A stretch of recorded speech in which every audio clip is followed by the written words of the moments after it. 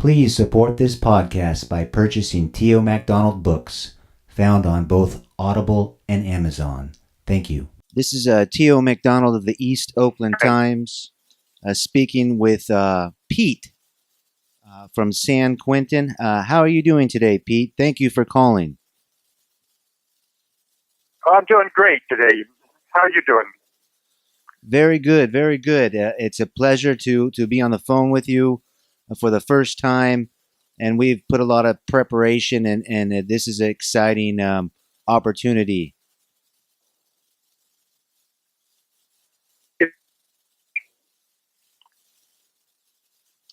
So Pete's on the other line, and Pete and I have known each other for some time.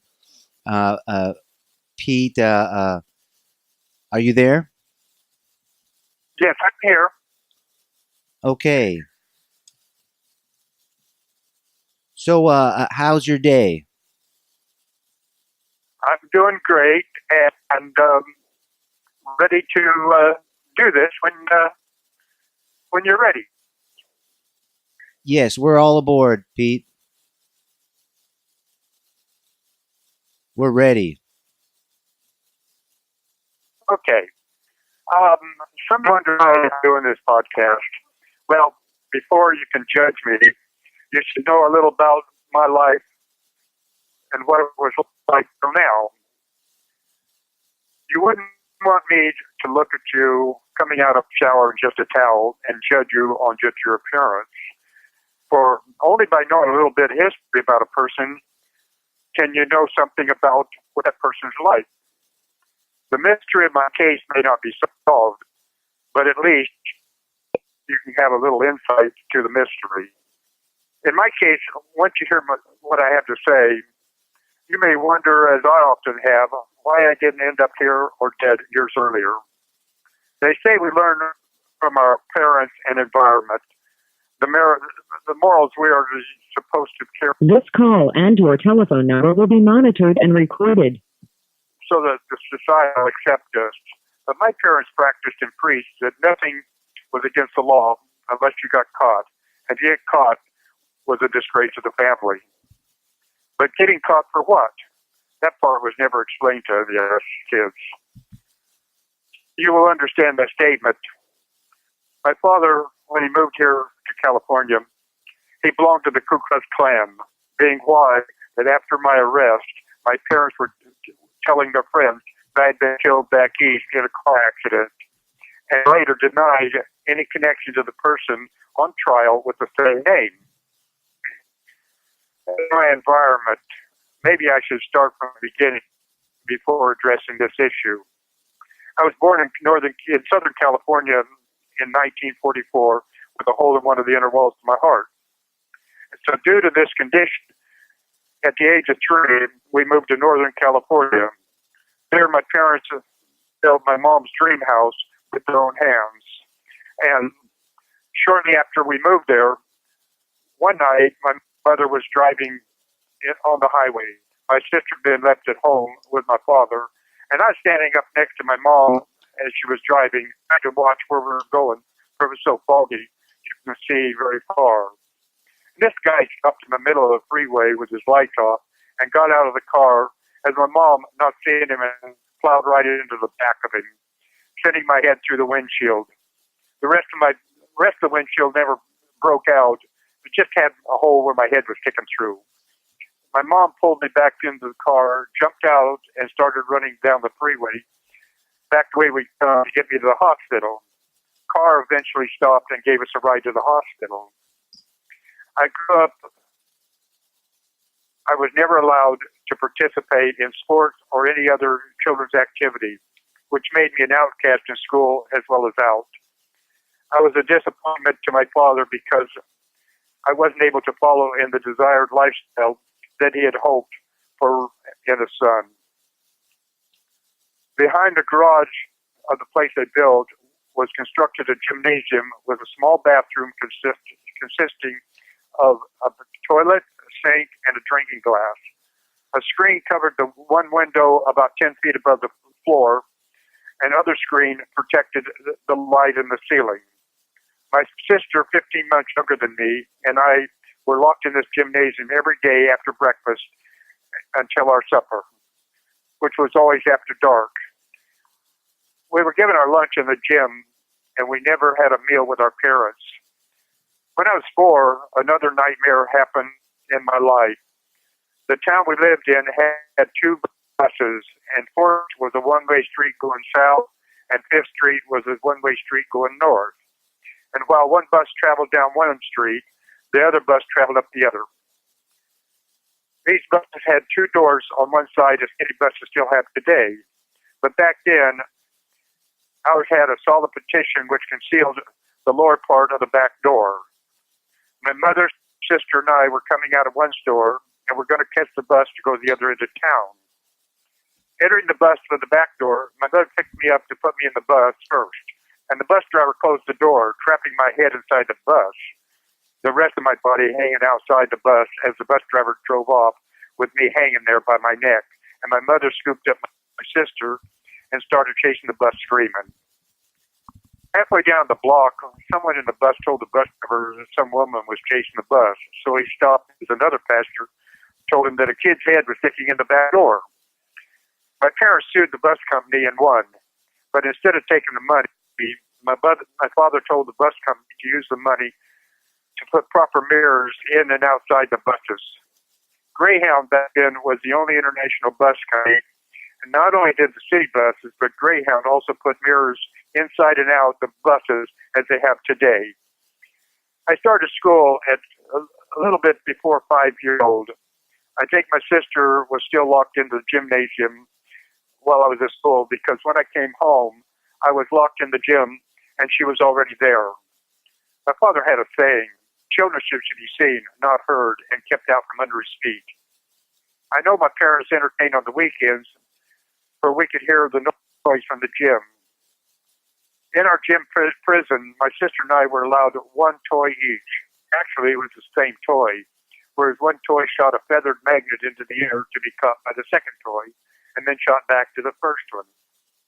Well, we were allowed into the house only after dark to eat and go straight to bed. In the 5 years we lived there, to this day, I remember the inside of the gym, the front and backyard, and except for the dining room, I have no idea what the rest of the house looked like, and that includes my bedroom. From the earliest ages I can remember, when punishment was dished out, and often for the slightest thing, it was our mother who first started. And she would spank us each with a razor strap or an ironing cord. Later, when we moved back to the mountains, she added a branch from a tree to her arsenal. But whatever she used, she would leave welts covering our backs and the backs of our legs. Sometimes the welts would bleed. Then when Dad would come home, he was instructed to spank us as well. I never understood why the spankings were easier on me than playing sports would have been. But I was told it was, so it had to have been. A guy my father knew had a Shetland pony, so mean his kids couldn't handle it.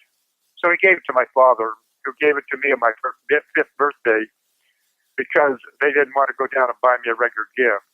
That pony was so mean, I couldn't ride it. But I had to feed it through the fence when I got home and before I locked in the gym. We eventually moved back into the mountains where my parents bought a rundown farmhouse. The house didn't even have a toilet in it, but rather an outhouse out the back. My sister and I were now going to the last of the one-room schools in California, where one teacher taught all 8 grades at the same time. We had no blacktop roads, no buses. We got to school This call and your telephone number will be monitored and recorded. and we lived a mile and a quarter from the school. But we went on a lot of field trips, visiting places that made things like bread, Coke, and once and even a train station where they turned the engines around. By the time I was in the 5th grade, I was already 6 foot tall, but I weighed less than 100 pounds, which made me the tallest kid in the school and a target for a couple of bullies in particular, as well as out of school. Often when a friend and I would play in the woods, these bullies would ambush us, shooting us with BB guns, one hitting me just above my left eye, and half an inch later, more, and I would have put my eye out. Damn. I just remember that like as if it was happened yesterday. Then it's when my father bought me a BB gun to protect himself, and the ambushes stopped. And with that, I think I will stop this broadcast and will continue my biography on my next one. Thank you, Pete. Much appreciated. And we're glad to have And you. I would like to call you. I'd like to call you back so that I can. I'm sure you have some questions, and I would like to answer them by calling you back. Yes, that would be excellent. Thank you. Yes. Okay.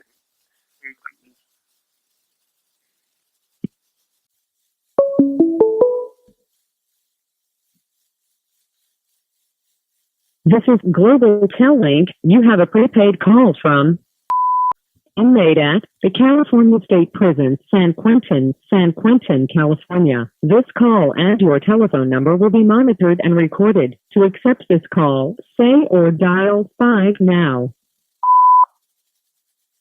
Thank you for using Global Tellink. Hello, this is Tio MacDonald of the East Oakland Times speaking today with Pete.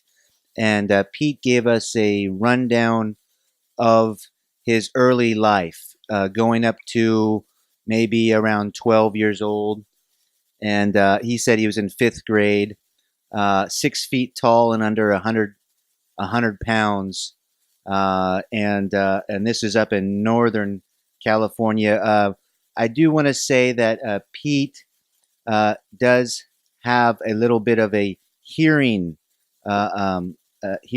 disability, and for that reason, we are podcasting in a way where his podcasts are prepared ahead of time, and this is exciting for both of us. It gives us the opportunity to host the podcast as well as it gives Pete the opportunity to offer the podcast. One thing I do want to say about the podcast is that the title is, and I didn't say this, the title is "My Life Began on Death Row." So thank you again, Pete, for calling today the East Oakland Times, and you're going to elaborate. We had a few questions about your early childhood life. Yeah, we had collaborated on this before leading up to this. You had sent me some questions, and I have the answers for them. And so I will read the questions and then give you the answers if this is okay. Yes, that is perfect. Thank you, Pete. Okay. The first one is you wanted me to describe my parents This call and your telephone number will be monitored and recorded. a little more than what I did in my deal. Well, to describe my parents, it totally would take several hours, but I will summarize it. My father's only interest in life was to be the tough macho guy that he was in his youth. He was a bully. But he worked hard all of his life, and the only enjoyment he had was either hunting or working on cars. My mother, on the other hand, was a control freak in the family and had to control every aspect of everybody's life except for when us kids were in school. And she was the only person my father was afraid of. My mother and father differed as night and day. How? My father's desire, ambition, and goal was to have sex with every white woman in the world and did his best to accomplish this, whereas my mom, on the other hand, her desire was to line up every girl and cut the privates off, and she let it be known whenever possible. You wanted to know what I think about my parents. Well, this is all mixed feelings, for I miss them, and yet I'm glad they passed away. I loved them, and yet I hated them at the same time for being part of creating what I became. And I only recently, from the help of a psychiatrist, I got to realizing that I was still trying to gain their approval, even though they had passed away some time ago. You wanted to know what my father's desires with me would have been. Well, to answer this, you'd have to ask him, for he never told me what it would take to please him or gain his respect. When old enough, I was just his worker. And when he wasn't at work and was working around the house, I was his gopher. Go for this and go for that. But he always let his friends know that I was a disappointment in him because I wasn't a womanizer as he was, or a bully as he had been, so that he could get me to join the hate groups that he wanted me in. And you'd have to ask him what groups I'm in, because he never did tell me. You wanted to know the places that I lived in my life. Well, we moved around a lot, and I didn't like it. The places I could have, fit in, we were not there long enough for me to do so. But to give you a list of the places I lived in, and in the order I lived in them, would be Glendale, California. These are all in California. Would be Glendale, Eureka, Warren Creek, Salyer, Moonstone Heights, Arcata Bottoms, River Road Mountain area, Arcata, McKinleyville, Red Bluff, Paradise, Oroville, and this is all in California. Then last, you wanted to know what a razor strap was. A razor strap is a piece of leather barbers use in sharpening a straight razor before shaving a man. It is a piece of leather about 3 feet long, about 4 or 5 inches wide, and around 1/4 of an inch thick.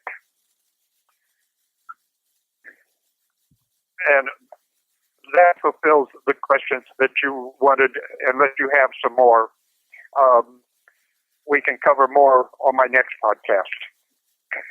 Very good, Pete. Thank you for addressing the questions asked of you, and thank you for calling in with a overview of your early childhood life. And I'm going to assume that that's where we're moving forward in the next podcast with your adolescence. Yes. And this time I covered up to 6 years old.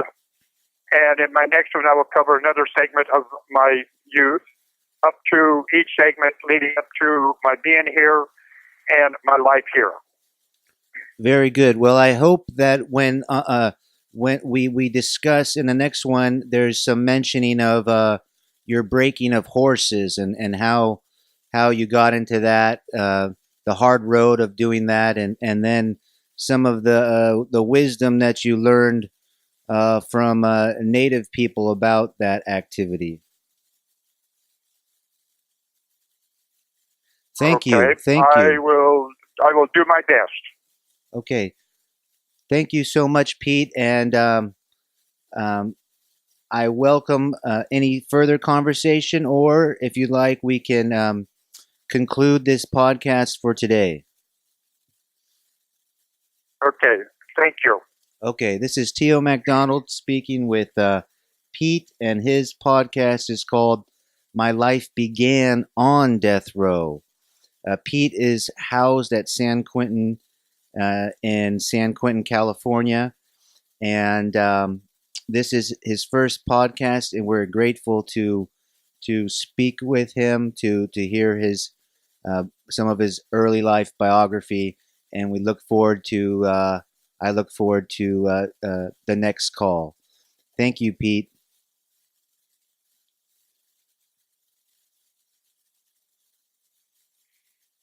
Are we off?